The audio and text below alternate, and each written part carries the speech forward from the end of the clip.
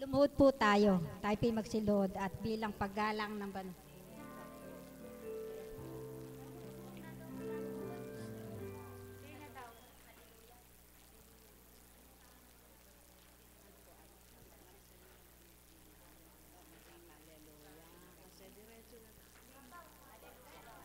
Magsiupo na po kayo. Tapusin na po natin ang haleluya. Di po ba tapos na ang misa? Sa makatwi, diretso na po ang gawain natin. At yan na po ang bagong patakaran natin sa buhay ngayon, sa gawain. Sumainyo ang kapayapaan at pagharian kayong lubos ng liwanag, ng pangunawa at mabuting pandama. Congratulations mga anak. Buhay ba ang Diyos? Hindi mo kayang liripin ng gagawin sa iyo ng Ama. Hindi mo kayang suriin kung ano ang ibibigay niya. Ni hindi mo kayang alamin kung ano pang magiging buhay mo. Subalit siya'y batid niya, habang nabubuhay ka, alam kung sino ka. Alam kung papaano bubuhayin ka niya, alam kung papaano pagagalakin ka. Alam kung papaano itatawid ka niya, kaya't magtiwala at manalig kang anak niya. Ang may pandinig ay nakarinig. Buhay ba ang Ama? Ano nga ba ang Espiritu? Paano nga ba ang Espiritu? Ano nga ba ang Espiritu? Mga minamahal ko, ang Espiritu ba'y hayop? Halaman? Tao? Isda? Hanip? Ang sabi nga ng maliwanag na tinura na ito, ang isang bulag, pukpukin mo, hindi niya alam kung sinong pumukpok sa kanya. Subalit ang taong maliwanag ang mata, kahit maliliit na hanip ay kanyang kitang-kita. Unawain ninyo ang ibig itura nito para sa inyong lahat, para mapatutuhanan ng tao'y may tunay na liwanag, makadamat may pandama kung sino ang kausap. Buhay ba ang Ama? Kaya sa inyong lahat, sumainyo ang kapayapaan. Mula sa simula pa, sa ninunong si Adan, na kung tawagin ang tao'y Adan Eva ito, na naghari ay Ama, nilikha bilang tao, sa nagmulang alabok, nagkahininga at nabuhay sila. Sa pamamagitan ng iisa lamang, nagmula kay Adan hanggang naging isang dalawa na ang naturingan. Sa makatwid, kaya kang multiplyin ng Ama sa pamamagitan ng kapangyarihan niya na wala mang kaparaanan maliban siya. Magagawa niyang bigyan ka ng kasama.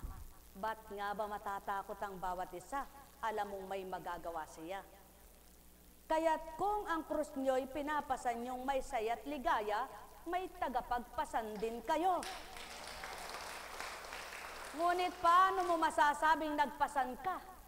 Kaigaan lang ng pinapasan mo, daing na daing ka na. Kaya't upang mapatutuhan ang kaisa ka, magpasan kayo ng pinapapasan sa inyo, sapagkat di kayo papapasanin ng alam na di kakayanin. Sa madaling salita, mga minamahal ko, kapag kayo ay sumali sa isang takbuhan, alam ninyo ang kakayahan nyo. Alam mong lalampa-lampak at pilay pa ang iyong pa, sasali ka ba sa takbuhan? Kailanman ay hindi, sapagkat alam mong di ka mananalo. Subalit nang timtimin mo ang katawan mo at tingnan mo kung anong ganong suntok at ang pamoy mahiyakbang mo at nang tumakbo kay malakas ito, sumali ka. Kaya sa iyong pagsali, magtitiwala kang mananalo. Ngunit hindi mo alam ang iyong mga kalaban. Sapagkat ni isa man ay di mo alam kung paano sila magtisitakbo. Subalit ang Ama mo, kahit ang pandak, kahit ang matangkad, alam niya kung sinong mananalo sa kanila. Kaya Lina, mga mahal ko, hindi hadlang ang kapandakan, hindi rin paraan ang matangkad, hindi paraan ang isang matikas, at hindi dahilan ang isang tingnan mo'y payat para sabihing panalo na yan. Sapagkat ang sumasali dapat may matibay na loob at matibay na paninindigan. Upang kapag sinabing 1, 2, 3, go! magsisimula na ang pagtakbo. Ngunit at pasubali, yung taong mayabang, pag sinabing go, tatakbo na yan, bigay todo. Ngunit ang isang matalino, hinay-hinay muna siya. At kapag nakita niyang pagod ng kasama niya, ada na siya at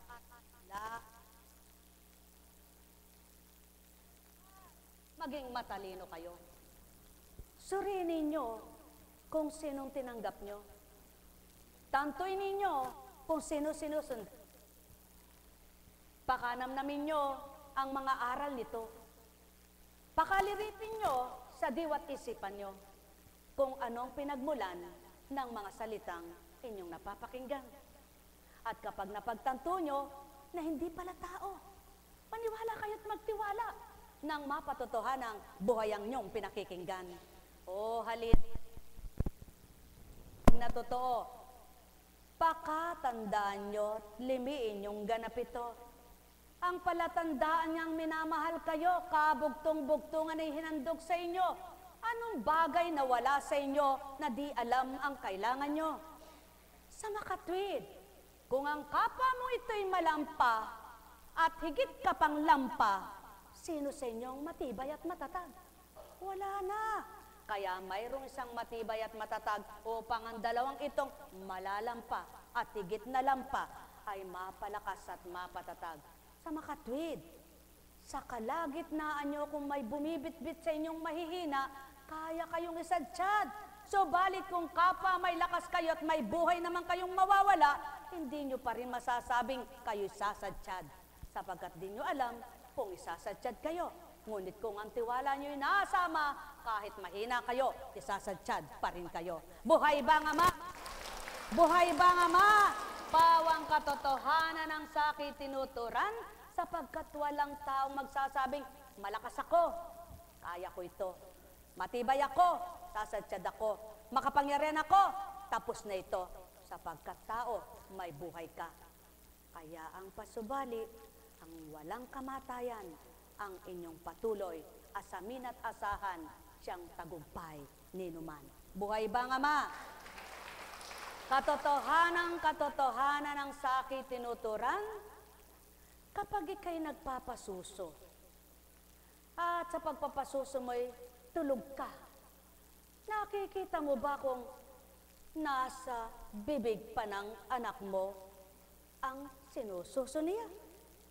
Kailanman ay hindi mo makikita sapagkat wala kang kamalayan. Sa makatwid, kung ika'y nagpapasuso ng banal na aral upang manamnam at malinamnam niyang sabihin, wala kang kamalayan na nagtuturan sa mainam, paano mananamnam at makikita mo kung ito'y makakain at ikabubusog ng iyong sinusubuan? Tao, magnilay kayo at magbulay. Kayo munang numamnam, kayo munang magmasid, kayo munang makinig, kayo munang tumanggap, kayo munang mabusog. Pagkatapos, ibahagi nyo kanino man. Ang may pandinig ay nakarinig. Buhay bang Ama? Bang Ama, alalaong baga, sinabi mo sa kapwa mo, halika rito.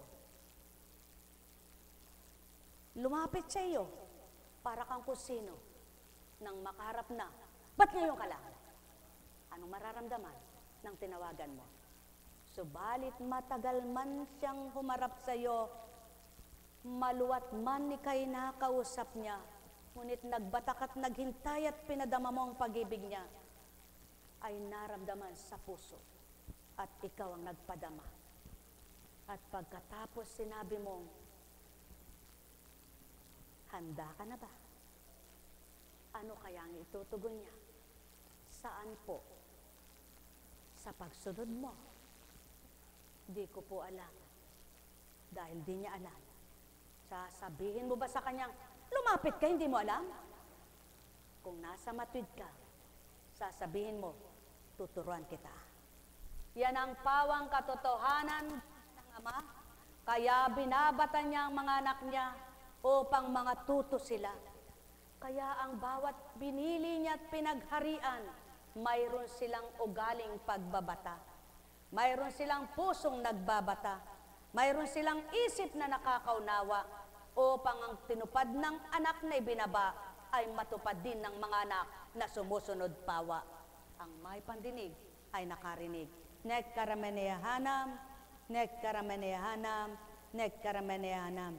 Doon mapapatotohanan ang krus ay daan ng kaligtasan, ang krus ay daan ng pagbabata, ang krus ay daan ng paghihirap, ngunit ang krus ay paraan ng kaligtasan at kalwalhatian. Sa makatwid, walang nagpasan na dinalwalhati, na dinaligtas, at kaligtasan ay di kinamtan.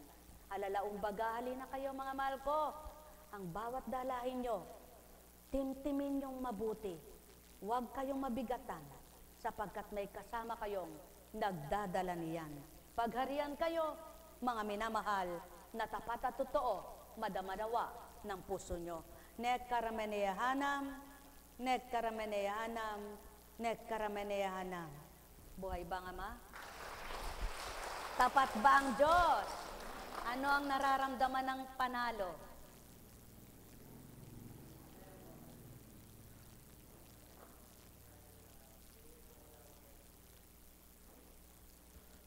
Ano pa? Ikaw naman.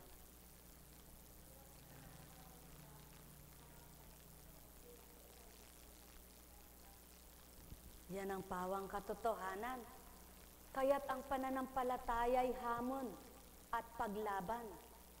Kapag napagtagumpayan ninyo, masarap sa pakiramdam.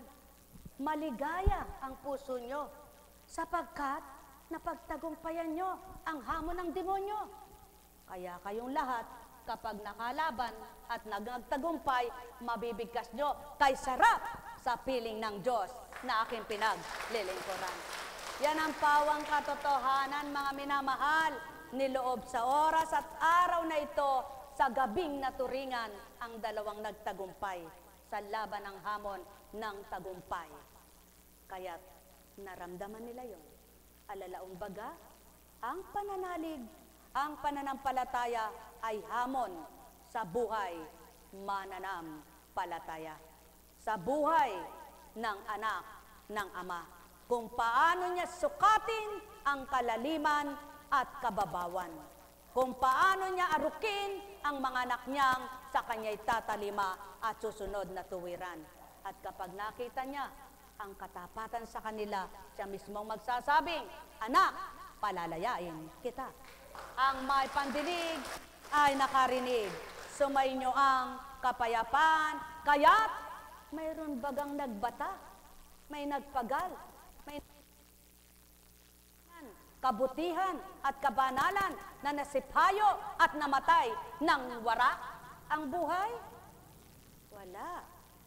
Sapagkat ang amang sinundan, hindi tao.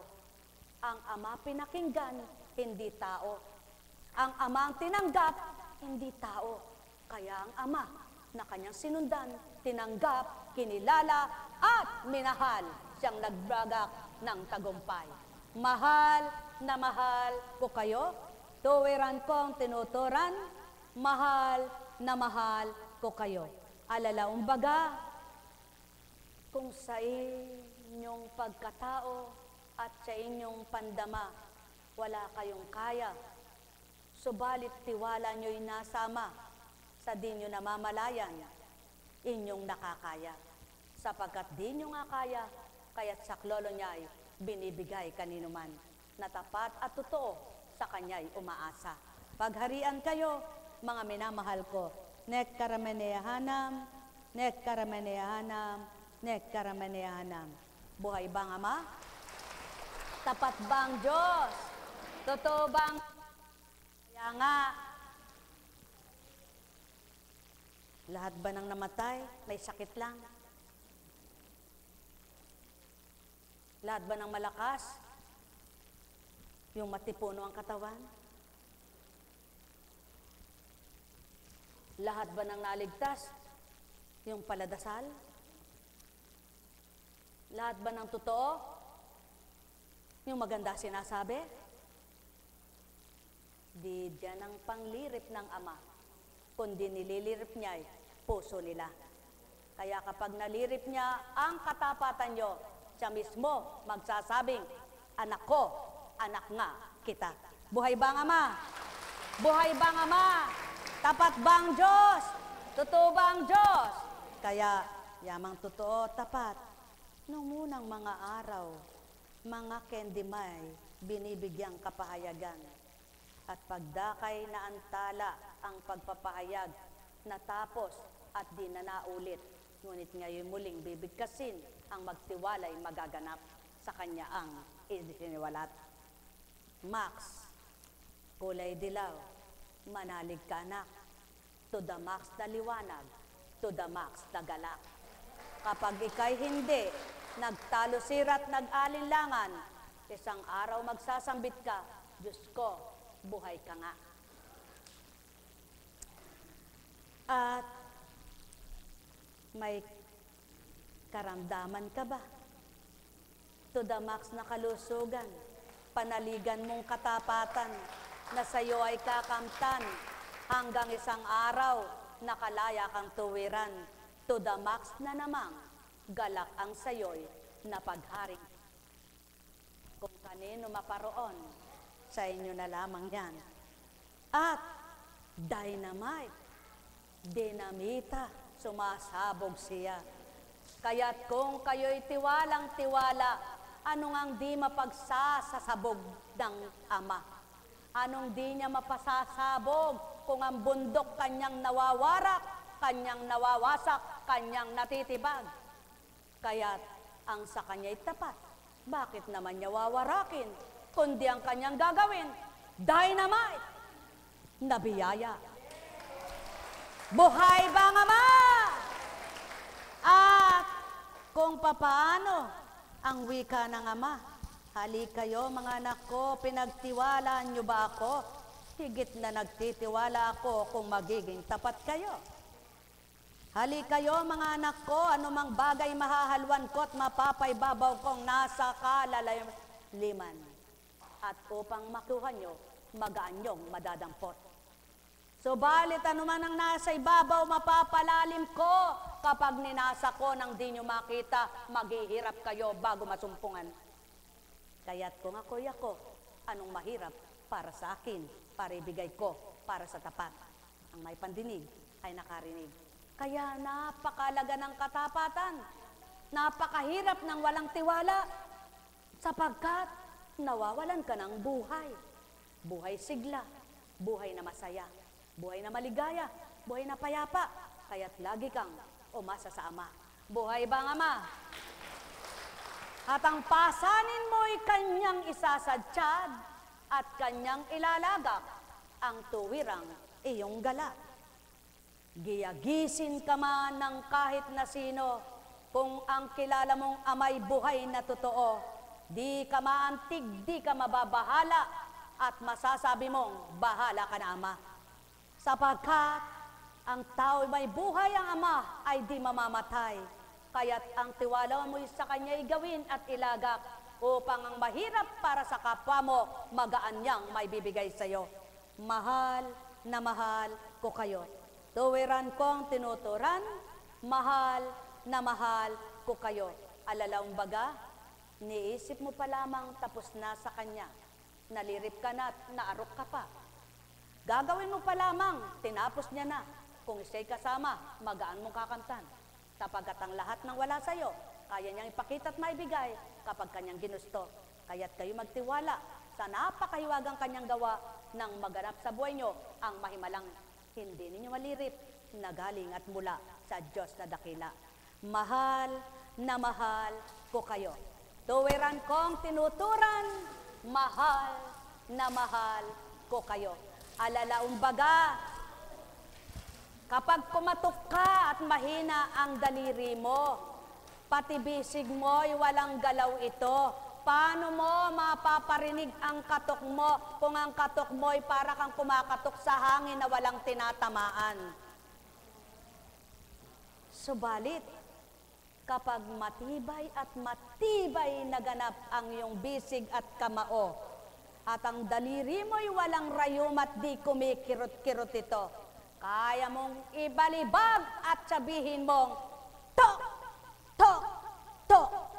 Ama, ako'y pakinggan mo. Sapagkat kung ako'y walang magagawa, ngunit ikaw na tinatawagan ko, mulat ang mata sa tuwina, gising ang diwa mo at di ka bingi, ako'y nananambitan, ako'y pakinggan mo. Pawang katotohanan, ang may pandinig ay nakarinig. Kaya't kung di man binigay sa oras na ikaw ay tumawag, manalig kang tapat, ikay di bibiguin, sisipayuin buong buhay. Pagharian kayo, kung may ang Ama. Alam kong may magagawa ang Ama. Pagkat winika niya, manalig ka na. Ako sa inyo.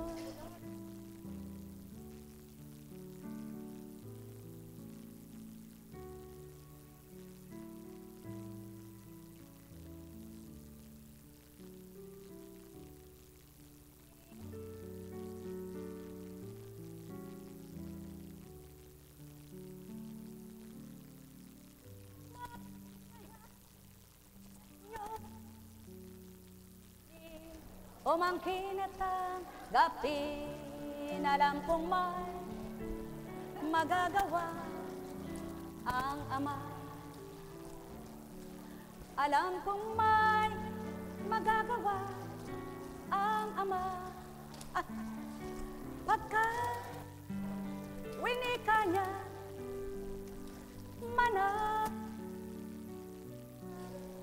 bawat araw ako sa inyo may nakalaan. Pero sa inyo aking mga minamahal.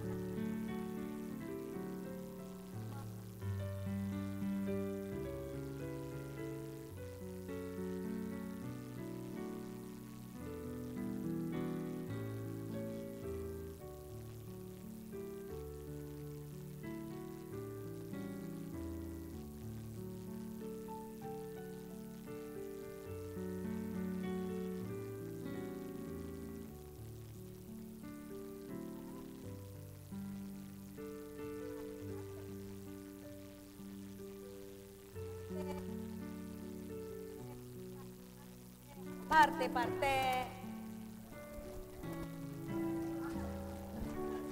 Mayroong magandang mangyayari sa inyo, aking mga mahal. Mayroong magandang mangyayari sa inyo. Umangkin at tanggapin. O kay buti ng Ama, alam niya ang maganda, nakita niyang mabuti, at alay niya'y sa lahat ng mga anak niya. Ay napakabutit, di lamang mabuti, napakaganda, di lamang maganda, napakahusay niya, hindi siya nagkakasira ang gawa, kundi ang gawa niya tunay na matatag, matibay at malakas. Ang persa niya para gawin ang para sa lahat. Halina kayo, wala ba kayong kaya? May pinapasan kayo? Siguraduhin niyong may Ama kayo na nasa isip at damdamin niyo, at sisiguraduhin din niya walang di kayo makakaya. Pagpalain kayo. Paano naman napukuntingan siguradong may Ama ko? Paano ka nabuhay kung wala kang Ama? Paano na siguradong ako'y pagbibigyan niya? Paano ka nga niya bibigyan kung may alinlangan ka? Ngunit sinisigurado niya sa tapat, hindi man ngayon, hindi man bukas, di siya magluluwat, siya'y makakamit at magaganap ang marapat. Buhay ba ang Ama? Buhay ba ang Ama? Sapagkat siya ang hiwaga, ang mabathala, ang dakila, at ang lahat sa buhay ng tao sa lupa. Pagpalain kayo. Ano ba pinasan nyo? Gaano ba ang timbang? Isang tabo lang ba? Paano ka naman yan pag naubos ang isang tabo? Isang buhos mo lang di ka pa nabasa sa buong katawan. Gaano bang dinala mo? Isang timbang maliit, naku isang salok lang. Kung nadapa ka pa at natapon, hindi ka na makaulit na maligo. Ano ba ang dinala mo? Malaking timba, umasa ka, maganda-ganda na. Ang pagluluto mo, maaaring ilang araw na ito. Gaano ba ang dinala mo? Isang timba na napakaliit. Naku bukas, paano ka na? Dinala mo ba'y ilang drum? Nang wika mo'y kay bigat. Ngunit tandaan mo, marami kang gagamitin. Alalaong baga, ang maraming pinagdusahan na tapat ang kalooban, maraming kagalakang gagantit bibigay ang Ama. Sumayinyong kapayapaan, pagharian kayo sapagkat lumaban ka man bago ka magtagumpay, siguradong marami kang ginampanan. Katulad ninyo nag-rehearsal, katulad ninyo tinuruan, kanya ng katotohanan, hindi kayo makasasadsyad sa laban ng hamon ng buhay, kundi kayo tuturuan, kundi kayo matututo. Kaya't ang natuto't tumanggap, nakapagtagumpay. Pagpalain kayo, lahat ng nagsabuhay, magsipagbunyi at maging ganap. Sapagkat ang Ama ay liwanag. Pagharian kayong lahat. Sa pangalan ng Diyos Ama, Diyos Anak, Diyos Espiritu Santo, humayo kayong taglayang liwanag sa isip nyo, ang maliwanag na pangunawa, ang maliwanag na pagtanggap, ang maliwanag na pagkilala sa Diyos Ama ng lahat. Ang maliwanag na pagmamahal, ang maliwanag na pag-asa, ang maliwanag na pagtitiwala, ang maliwanag na paniniwala sapagkat ang Ama ay buhay. Humayo kayong taglayang liwanag na ito at tatamuhin nyo ang grasyang di may bibigay ng tao. Pagpapalay laganap, sumainyong ganap. Pagpalain kayo. Tayo na sa Antipolo. Huwag ngayon, sa araw na lang. Buhay po ba ang Diyos?